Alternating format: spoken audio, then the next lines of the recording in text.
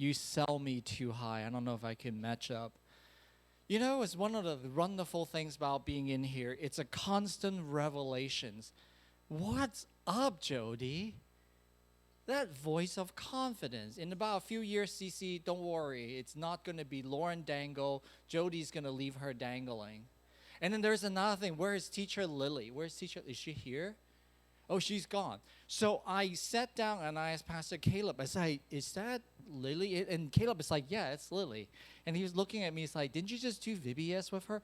But the truth is, this is like the second time I see her without her mask.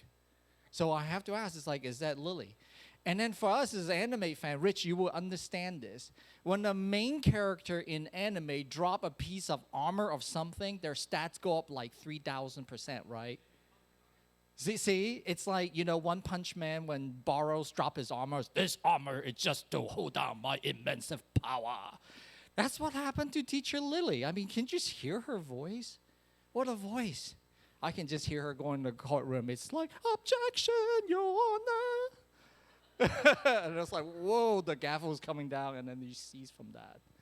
How wonderful it is to share a day. It's an interesting topic that I'll be sharing with you. But before we get started, Uncle Jeff, I might need your support a little bit. I'm going to read Hebrew verse from chapter 4, verse 1 to 11. But while am I reading, I might be into my own little world. But can you click the slides for me? After that, then, okay, I can't see who that is. But will you help me out? I'll be very grateful. So with that being said, I'm going to get started. Today it's going to continue in the series in the book of Hebrew. We're circumambulating a topic about what caused believer to drift away. And then within that, it's bring to your awareness and attentions. Also that the book of Hebrew, the author of it, bring to us solutions. So with that being said, let me read to you book of Hebrews it's going to be a little longer, so you bear with me. Chapter 4, starting from verse 1. Therefore, since the promise of entering his rest still stands, let us be careful that none of you be found to have fallen short of it. For we all have had the good news proclaimed to us, just as they did. But the message they heard was no value to them, because they did not share the faith of those who obeyed. Now we who have believed and entered into rest, just as God has said, so I declare on my oath in my anger, they shall never enter my rest. And yet his work has been finished since the creation of the world. For somewhere he has spoken about the seventh day in those words. On the seventh day God have rested from all his work. And again in the passage above and said that they shall never enter my rest. Therefore, since it still remains for some to enter the rest, and since those who formerly had the good news proclaimed to them did not go in because of their disobedience, God again said a certain day, call it today. This he did when a long time later he spoke through David, as in the passage already quoted. Today, if you heard his voice, do not harden your hearts. For if Joshua has given them rest, God would not have spoken later about another day. There remained then a Sabbath rest for the people of God. For anyone who entered God's rest also rested from their work, just as God have did from his. Let us therefore make every effort to enter that rest, so that no one will perish by following their example of disobedience. What a mouthful. Guess what today's message is about? Dancing. No, it's about rest. It's about rest. Today's topic is about rest, especially how we can rest into his shalom in this area, in this era, or in this generation, or in this culture of more, and more. Faster, more, you need this. How is it that the power of stillness surpass and give you directions? We'll dive a little bit deeper into it. So what does rest mean to you? Rest. What does rest mean to you? So I asked my friend AI to help, and they came and gave me this. It is kind of funny. It's like, imagine that everyone in Costco is like buzzing around, and here you are sitting on a pallet. And I have done that.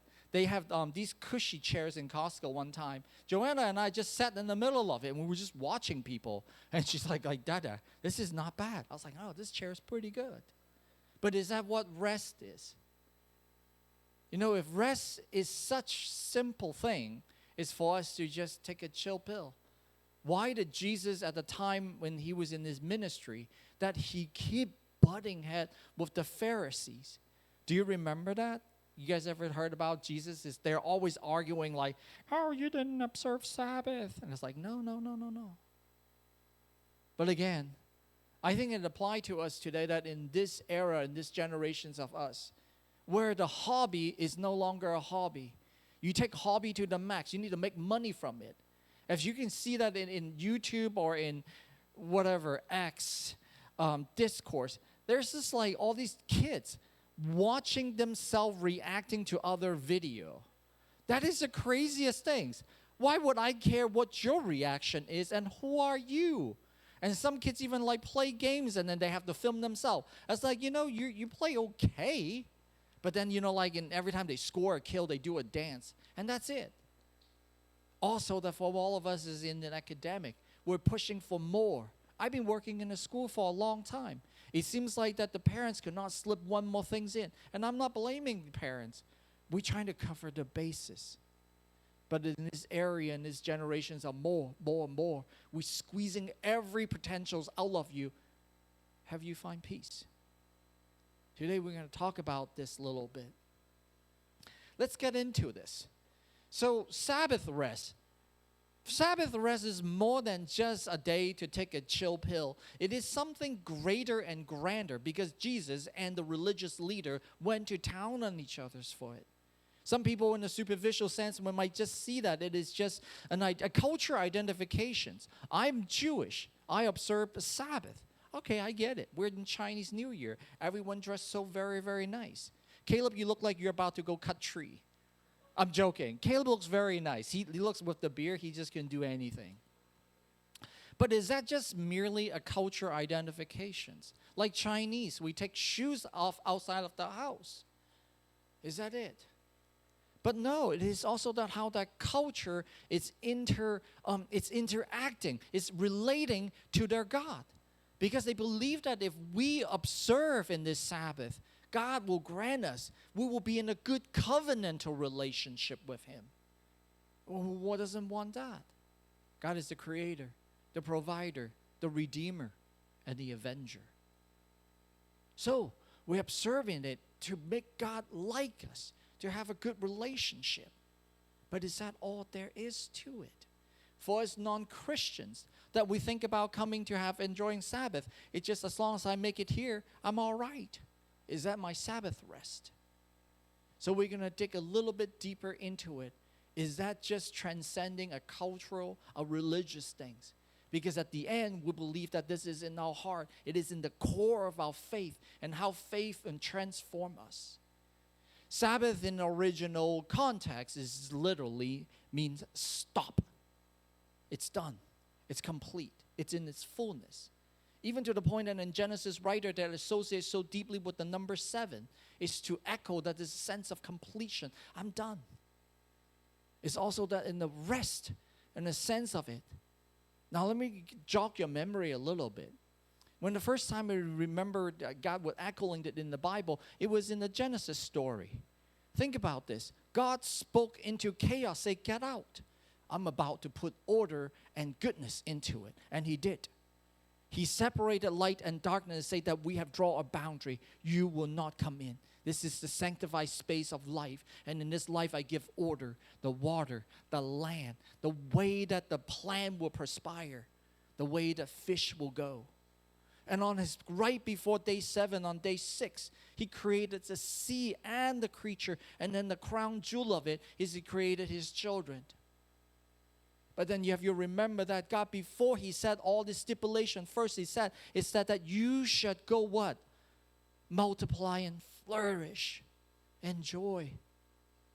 So on the 7th day, when God have done that, you look into it, it is a holy matrimony. that his favorite had his kings and his queen, his co-heir is getting married under this place in the backdrop of the garden. The river has been placed where all these precious jewels have no value, but it's just for its appearances. His perfections. Come in, rest. I am Sabbath. So when he said this term of rest, it's not just to sit here to do rest. It is here that I have proclaimed my dominions of it. My perfection is inviting you in. You co-rest, you co-owning, you co-sovereign with me. By this sense of rest is I am resting my power in here. So you shall rest with me. This is the beginning of my ownership. And from now on, you will subdue chaos. It is a demonstration of his authority and his power. But yet in the core of it, it's because I am here. Even your anxiety and your worry and all the trauma cannot be. Rest. Rest. So you can understand that by coming into why it is important. It is the day that you make yourself a little less important, because all day long you need to plow your field. You need to get your cow in order. You need to get your employees right. But today, make yourself less important and make me the most. And we're going to continue to peel into this idea of rest and see that we can get more out of it.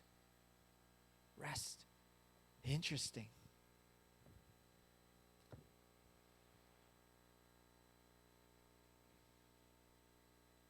I'm trying to think of my work carefully. So by the seventh day, God had finished the work, and he has been doing. So on the seventh day, he rested from all his work. Not that he's tired. It is that my completion has done. Then God blessed the seventh day, because this day you remember, it's not just to commemorate me, it's commemorate us. That in me you will find the shalom, wholeness, not just worry-free, but my presence with you. And God bless the seventh day, make it holy. Therefore, because to rest on it and all the work and create has been done. See, the thing is, the form of rest is going to church. The form of rest is we coming to church. We wake up coming to this building. But the function of it is that we come in here to proclaim that in this moment, this next 30 minutes, we sing songs about you. We make ourselves a little less important. And by that, all our worry, all the trauma, all that addictions and all that has been hurting us, it's going to have to take a back seat. And by recognizing his goodness, we're throwing all of us into him because he's perfect. But then we're coming to the second part of it. We're coming to a second part of it. The author said that, so I have declared in my anger, you shall not rest. And then he linked another psalm and said, today, if you heard this, do not harden your heart. Do not harden your heart. What I'm talking about in the Hebrew writers is that people has been disobedient. It's saying that the good news that I have proclaimed that have no use because it was just a story. Sometimes I'm a little anxious at children ministry that I want to link the gospel story. Instead of like, you know how when you're in CM, every answer, what's the answer? And you already know it's Jesus. But how is that echo into your heart? Can you link the story? It's like you have overheard the story of Jesus to the point that it really doesn't wear anything on you. But as the head of children ministry, I cut you guys some slack. I spent long enough time into youth ministry. I do not blame you. I believe that in this world, you are overhurt. How many of you gone to school that you have to be aware of certain things? Awareness. I need to bring this to your awareness. There's a war, there's an awareness. There's an environmental, there's an awareness. There's a problem with people and people, there's an awareness. You need to be aware. I am so aware of your problem that I am not even aware of who I am. It is the scariest things, is awareness. In this day and age that you have experienced and processed more information than I have in my lifetime. because everything is in 2 finger pecks away. You have it. Now with ChatGPT and ChatGPT on the phone, what is it, Gemali or whatever that thing is? It's one click. Your answer is presented. But can machine really tell what the soul yearns for? Also the fact that you have growing into the world that Caleb have just brought it up. Soon, these things will be illegal. I look forward to that day. Then we will know that every seed of the scriptures in here, it will not be wasted. You will know that this is the weirdest thing. We're living in the era that you can smoke weed in the parking lot and we can say nothing. But soon enough, you proclaim the word of God, people will call the cops on you. That is the most radical, anti-social thing has been the Bible. I lived long enough, but I haven't seen this. It's coming. Awareness. We're in this place that look at everything that they do is anti-Judeo-Christians.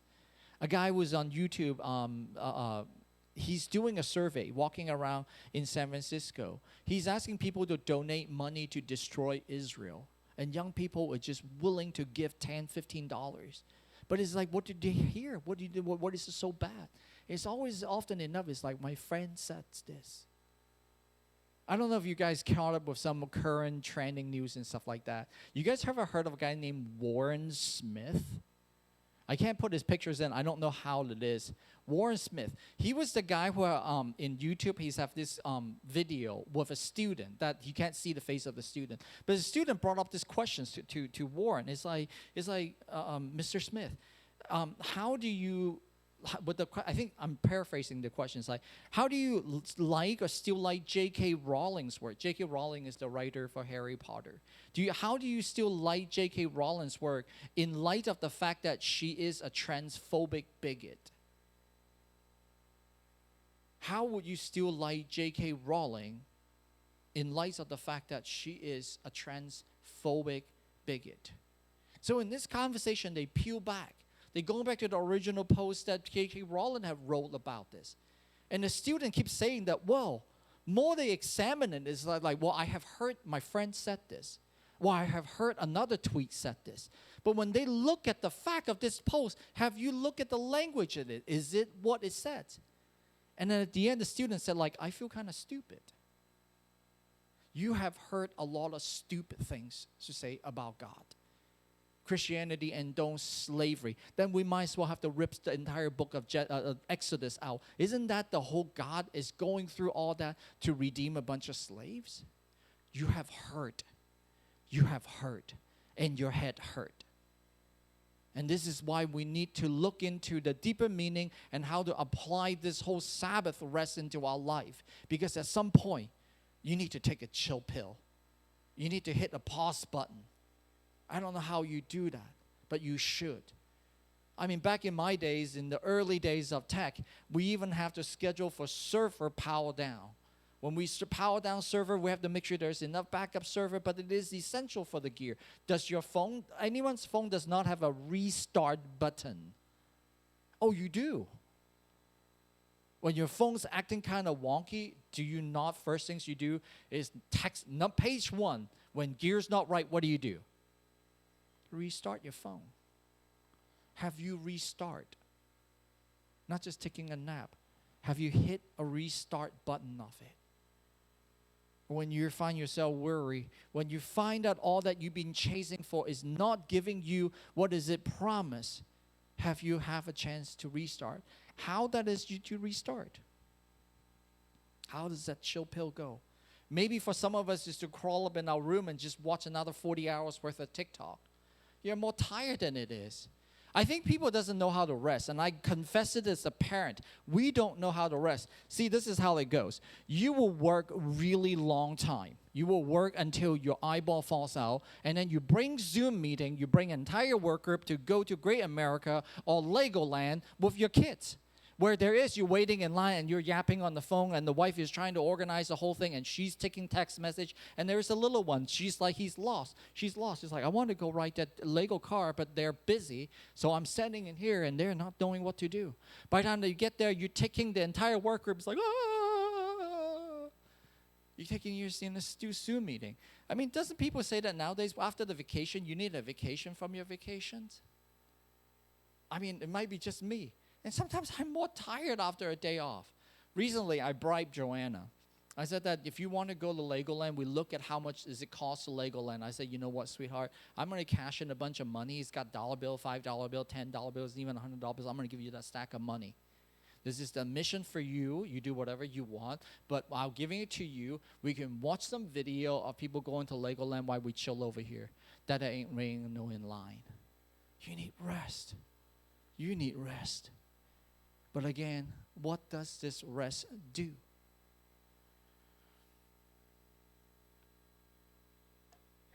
Rest is a very active. It's a hard thing to do. It takes dedication, intentionality. It might be more draining, but it is like exercise. The good kind of exercise might drain you, but at the end it rejuvenates you.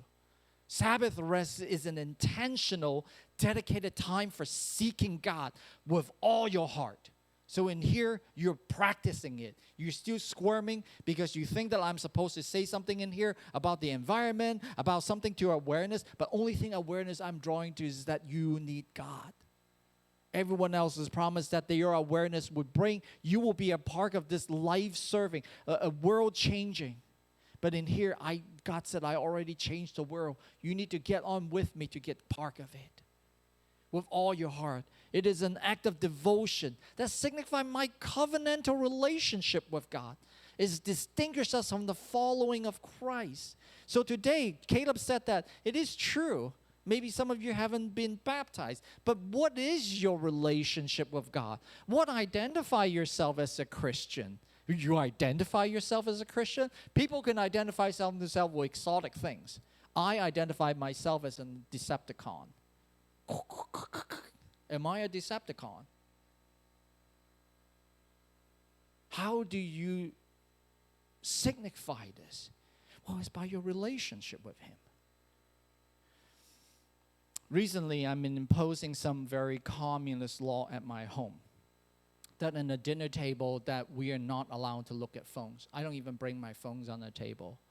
When we're there, we're enjoying each other's presence. Also, my wife is learning this is for the first time. We're not talking. You know, Chinese does that. I'm sure no one does. It's we talk to each other through two ends of the house by screaming. Sek fan la, la. We go to each other. We go to each other now.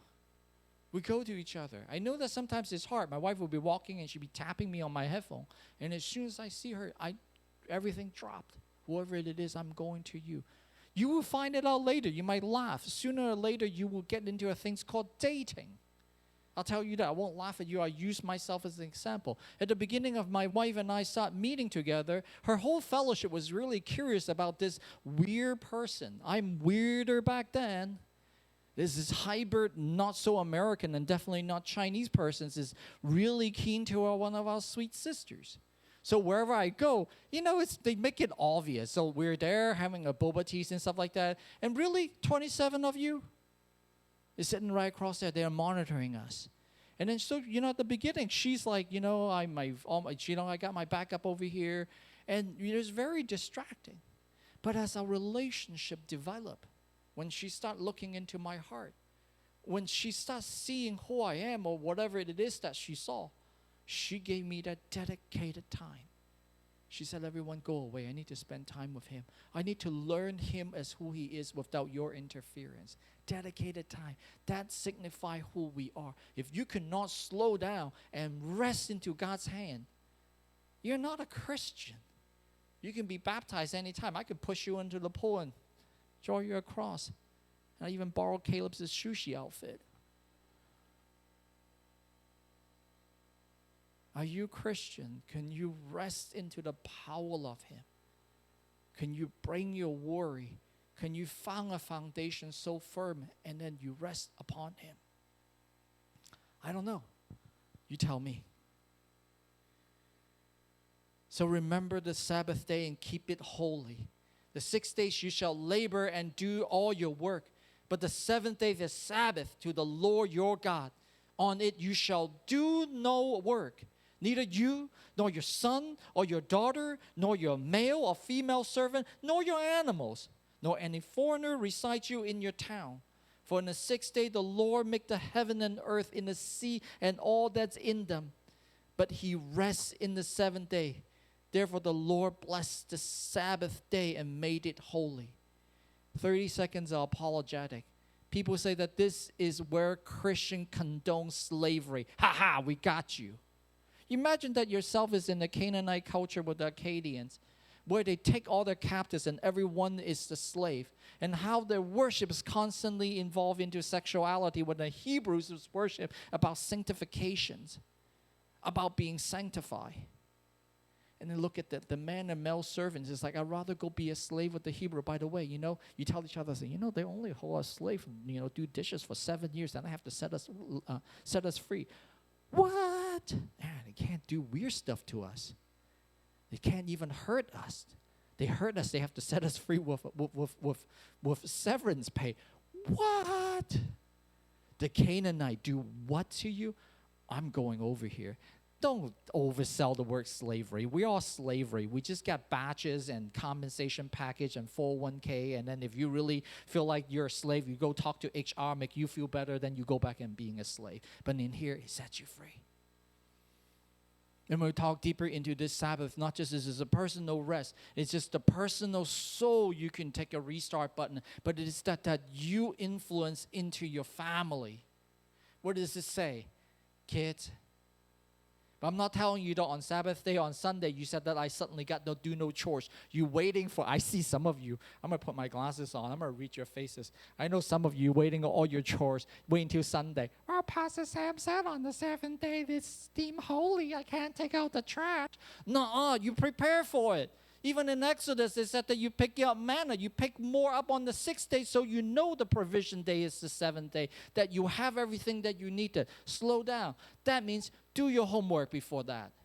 Do all your chores, and then in that day, you fellowship. But then when you're looking at the collaborative Sabbath of it, what is more available? It's me and you. See that? By having a proper me and you time, I am outflowing better me and you time. I do that Sabbath things, truly. Sometimes work at church do drive me a little wonka. I think Auntie Cece would know. I call her feeling a little wonky. I call Pastor Caleb going full wonky now. So throughout this whole week and these things that I might be really cruel and rude to Joanna, I can't talk to you. Draw me a beautiful picture. I can't play with you. But on this day that I recognize God is sovereign and all of this is just like, Joanna, let's look at your picture. Christina, you don't have to scream from the kitchen for about dinner time. Say, Fana, you know what? I'm parking myself right within 2 feet away from you. When we go, we go. There's more of us. There's more for your employee. Even your puppy is happier. You see that? It's a trickle out effect. Long time ago, people said that, you know what, we don't want to observe Sabbath because in our culture, it is a very Judeo-Christian thing. And someone actually did a study that if we actually work on Sunday, it will cause our machinery to break down. They have less time to maintenance. There's less downtime. It's counterintuitive. But the person who is proposing against Sabbath, that we should work 7 days, is that because in my culture it is. We work 7 days. And then the person who observes Sabbath is like, why don't you go back to your culture if it's so superior? It might be a rude thing, but there is a wisdom in it. There is a wisdom in it. You run so far, you break. You try so hard, you forget what direction you're trying in. You're just trying. Sometimes I like some of your youth. I'm learning, you're adopting your wisdom in it. It's not how much you do, it's what you need to do. I learned it from some of your youth. If you need to do it, you only need to do what you need to do. But the rest of the time, you can develop yourself. You can develop those who are around you. It is that of a cosmic reset. You need it. Well, I mean, season reset itself, right? We still have 4 seasons, or we progress so progressive now that season is races. I'm just being Rude. In Matthew 11, there is a passage that so many of you have heard it. I think we might just have it already said. It's like, come to me, all who are weary and burdened, and I will give you rest. Now, a little context, and this is why I need you to dig deeper into it, because in the application part, you really need to look into it. If you don't understand what the Bible is, you misuse it. You think this is just ask you to slack off. In Matthew 11, it is a story that when everyone is doubting Jesus, even his cool cousin John is. I always remember that thing about John the Baptist. He'll be someone that I look at in like Whole Food, wearing a leather jacket and eating like locusts. Everyone is doubting him. People ask him to do more miracle. But it is, you know that this is a Jesus prayer? He prayed. He prayed to the Father. He's like, let them come to me. Or who you are weary and burdened, because the whole noise is echoing in your head that you can no longer tell what it is. We have polluted the meanings of Sabbath. We have turned it into a chore, into a boundary. But instead you come to me where I can break your bonds, where my yoke is good. Can you hit the reset? Do you know how to hit the reset, or is that a reset button there is? Or is there more and more that you take in and give you more directions? Not just the directions of it. You need the rejuvenations. You need God to coach you. Most of the students are always just praying that, you know what? I'll just let you guys finish your conversations.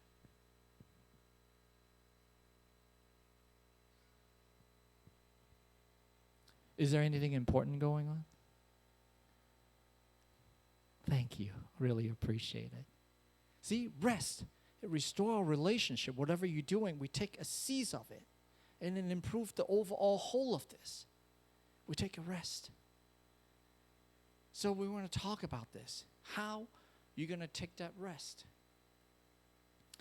See, if we believe that in the book in Hebrew was writing that who those are disobedient, it's like what you heard. It have no power. You have no truth in you that you cannot obey in it. Again, so I'm working in the kind angle. Let's try to get into this.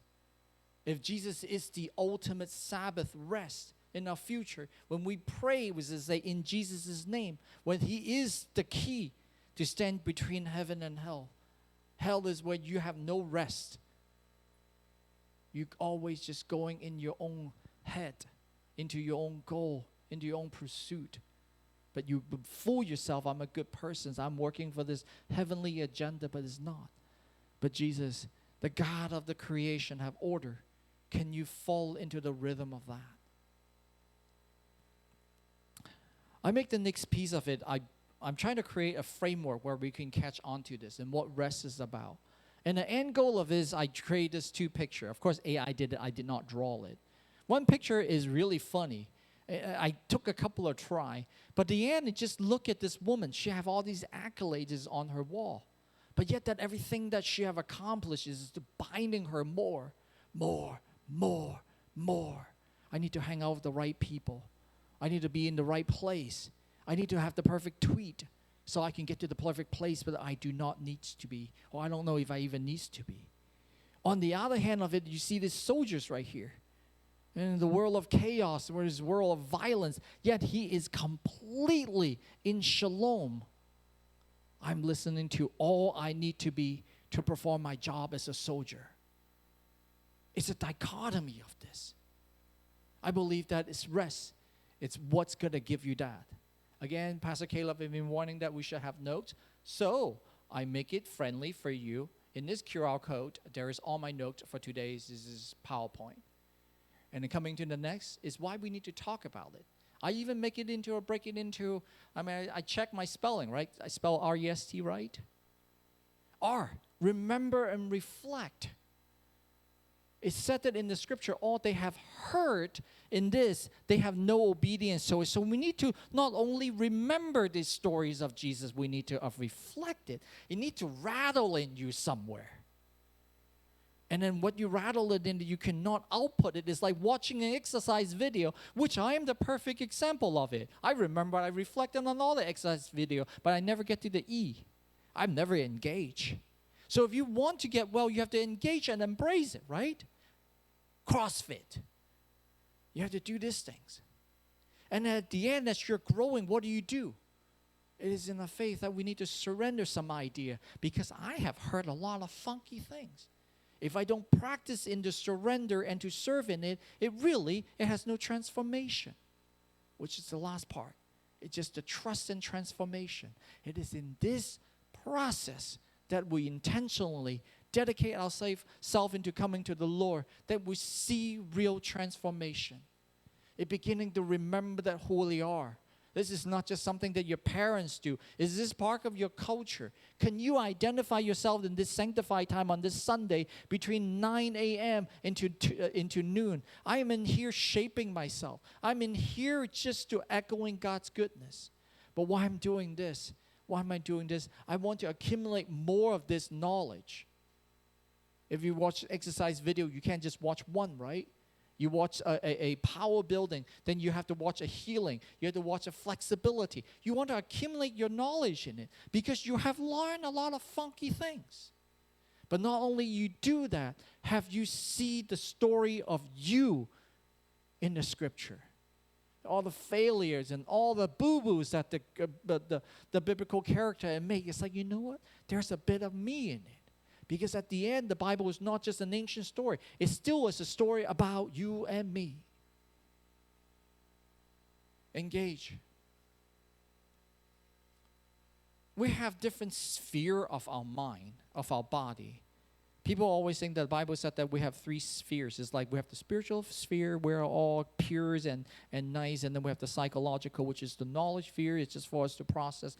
And then there is the body. That is just always thinking about weird stuff and then doing weird stuff, and it just has acnes. But in the sense that the Bible is telling you that you're all 3 made of this. So you have to engage all of this. If you believe in something, like you can't install software in your computer that your hardware does not comprehend. That's called failure.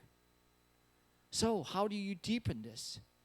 What do you know? Like I just actually throw in a couple of things. And the word rest is not what it is. Within today's day and age, if you have something that you have questions of, if you have a problem that your friends have brought out that, Christianity is about this, you can research, right? I remember working with a student that I have no idea what a quadratic equation is. And the first things we do, we punch up Khan's Academy. And there it is. Have you learned deeper into what Pastor Caleb is teaching you in Sunday school? Have you dig deeper? Have you understand the connection stories of it? It's you. It's your dedicated time. You have learned a lot of weird stuff. It's time to learn something that's good for you. It's a practice. It's a reflection. It's like that girl, the pictures out there. The world is banging on. It's your phone dinging, but I'm putting it on do not disturb. I am spending a long time with God. And I'll tell you, He will be pleased. You taking me seriously. You taking me seriously. Surrender. Surrender. You're bringing all kinds of baggage. You know what? We just sang it in the song. You can bring your unbelief and your hurt into this. He's big enough for this. He have created creation. His shalom will eat your anxiety. And most of the time that you think about all these things you bring into the Lord, it's like, Lord, I have a test tomorrow. I have a calculus. I have an AP world history that I'm dying. What are you going to do? Can you give me grace? And Lord said, you know what? I'm going to give you grace. But it's 4 a.m. You need sleep. Your brain is fried.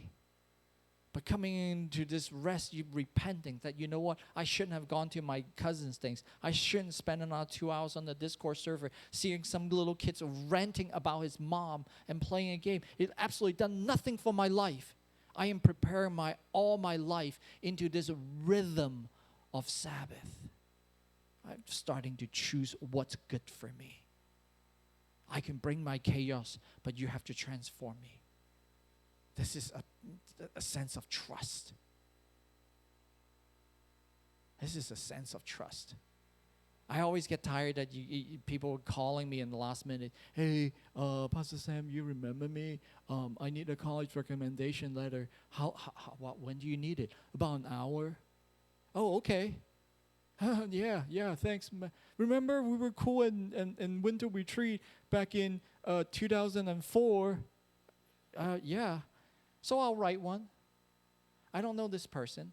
Here I'm asking me to write a college recommendation letter. I don't think he means it purpose. He means it. But here I am writing it.